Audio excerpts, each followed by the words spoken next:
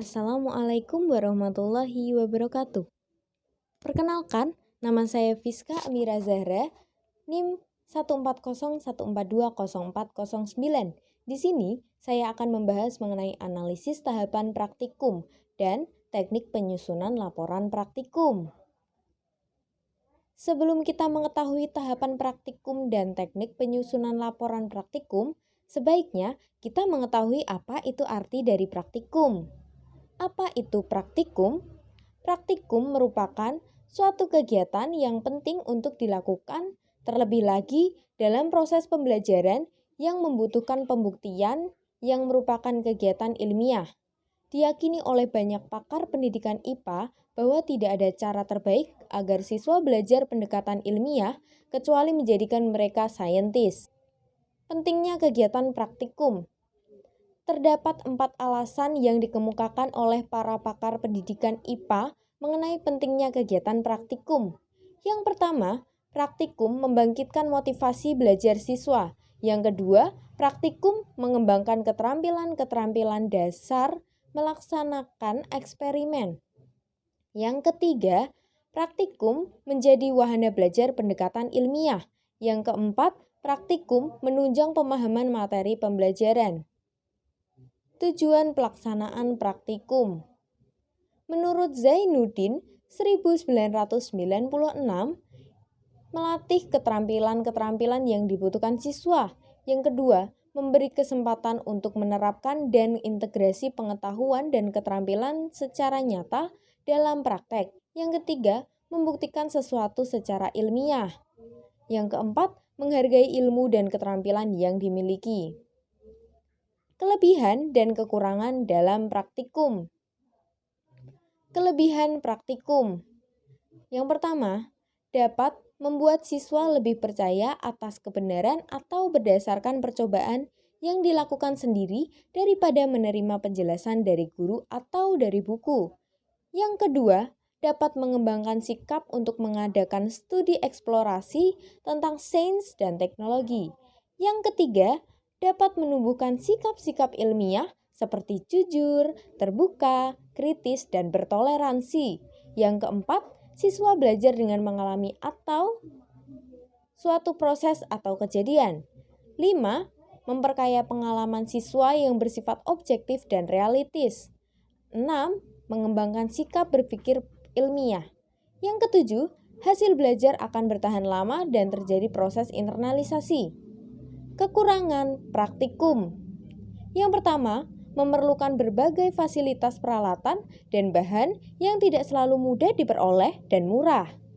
Yang kedua, setiap praktikum tidak selalu memberikan hasil yang diharapkan karena terdapat faktor-faktor tertentu yang berada di luar jangkauan kemampuan. Yang ketiga, dalam kehidupan sehari-hari tidak semua hal dapat dijadikan materi eksperimen. Yang keempat, sangat menuntut penguasaan perkembangan materi, peralatan, dan bahan mutakhir. Analisis laboratorium. Analisis laboratorium dalam sebagai sumber belajar ini banyak sekali dampak positif atau kelebihan. Di antaranya, yang pertama, siswa dapat meyakini akan kebenaran karena melihat langsung, mendengar langsung, mencium, dan sedang dipelajari atau dianalisis siswa tersebut. Yang kedua, dan memperkaya pengalaman pengembangan ilmiah dan keterampilan kerja dengan berkembangnya laboratorium yang mempunyai tujuan yakni sebagai salah satu sumber belajar langsung. Dengan adanya pembelajaran tersebut, naluri siswa yang lebih cepat ingin tahu dan ingin selalu belajar untuk menimba ilmu di bidang laboratorium dengan melalui percobaan-percobaan atau eksperimen. Tahapan praktikum. Yang pertama, langkah persiapan. Yang kedua, langkah pelaksanaan praktikum. Yang ketiga, tindak lanjut. Yang pertama, langkah persiapan. Kegiatan ini dapat dilakukan dalam langkah persiapan antara lain. Yang pertama, menetapkan judul dan tujuan praktikum. Yang kedua, mempersiapkan alat dan bahan yang diperlukan. Yang ketiga, mempertimbangkan jumlah siswa dengan jumlah alat yang ada dan kapasitas tempat memperhatikan resiko keamanan. Yang keempat, mempersiapkan tata tertib untuk menjaga peralatan dan bahan yang digunakan. Yang kelima, membuat petunjuk tentang langkah-langkah yang harus ditempuh selama praktikum berlangsung secara sistematis, termasuk hal-hal yang dilarang atau yang membahayakan. Langkah yang kedua yaitu langkah pelaksanaan praktikum. Kegiatan siswa dalam pelaksanaan praktikum antara lain: 1. Sebelum siswa melaksanakan praktek, siswa mendiskusikan persiapan dengan guru. Setelah itu, meminta alat-alat atau perlengkapan yang akan digunakan. Yang kedua, selama praktek, guru perlu mendekati siswa untuk mengamati proses yang sedang berlangsung, menerima pertanyaan-pertanyaan, memberikan dorongan, dan bantuan terhadap kesulitan-kesulitan yang dihadapi siswa, sehingga praktikum dapat dilaksanakan, mengobservasi, mengamati percobaan, mencatat data, menganalisis data, menjawab pertanyaan, menyimpulkan hasil praktikum, dan mengomunikasikan hasil praktikum.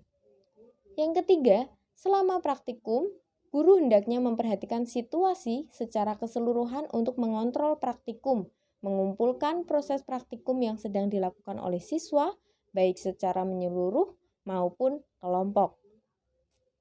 Langkah yang ketiga yaitu tindak lanjut. Setelah praktikum dilaksanakan, kegiatan guru selanjutnya adalah melakukan tindak lanjut kepada siswa, antara lain: 1. Dengan meminta siswa membersihkan dan menyimpan peralatan yang digunakan, mengetahui masalah-masalah yang ditemukan selama praktikum. Yang kedua, meminta siswa membuat laporan untuk diperiksa. Yang ketiga, mendiskusikan masalah-masalah yang ditemukan selama praktikum. Yang keempat, memeriksa keberhasilan alat dan menyimpan kembali segala peralatan yang digunakan, meminta perwakilan siswa untuk mempresentasikan hasil laporan yang telah diperoleh dan dibuat selama kegiatan praktikum berlangsung. Laporan praktikum. Laporan praktikum adalah bentuk penjelasan tentang apa yang dilakukan individu selama pengalaman praktis dan hasil dari pengalaman itu.